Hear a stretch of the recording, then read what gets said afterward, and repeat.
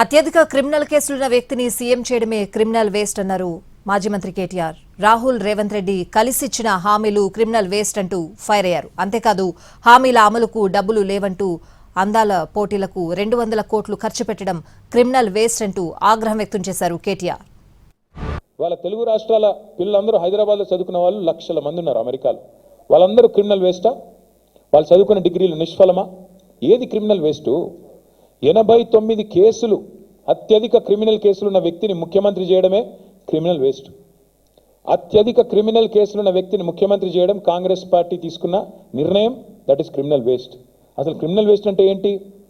రాహుల్ రేవంత్ కలిసి పంచిన గ్యారంటీ కార్డులు క్రిమినల్ వేస్ట్. రాహుల్ గాంధీ రేవంత్ రెడ్డి కలిసి ప్రకటించిన 13 డిక్లరేషన్లు, దట్ ఈస్ క్రిమినల్ వేస్ట్. కరువు టైంలో 100 టీఎంసీల నీళ్ళని కిందికి వదిలేయడం, దట్ ఈస్ క్రిమినల్ వేస్ట్. ప్రగతి భవన్ ఉండంగా రెండో Jubilee hills palace, body palace ఏదో కట్టాడు కదా 200 కోట్ల రూపాయలతో, దట్ ఈస్ క్రిమినల్ వేస్ట్. రాష్ట్రంలో గ్యారంటీలకు పైసలు లేవు, అమలు చేయడానికి డబ్బులు లేవు అంటూ బుకాయిస్తూ మరొక వైపు 200 కోట్లు ఖర్చు పెట్టి అందాల పోటీలు పెట్టడం, దట్ ఈస్ క్రిమినల్ వేస్ట్. అట్లాగే మెస్సీతో ఫుట్బాల్ మ్యాచ్ అని చెప్పి 100 కోట్లు తగలబెట్టడం, దట్ ఈస్ క్రిమినల్ వేస్ట్.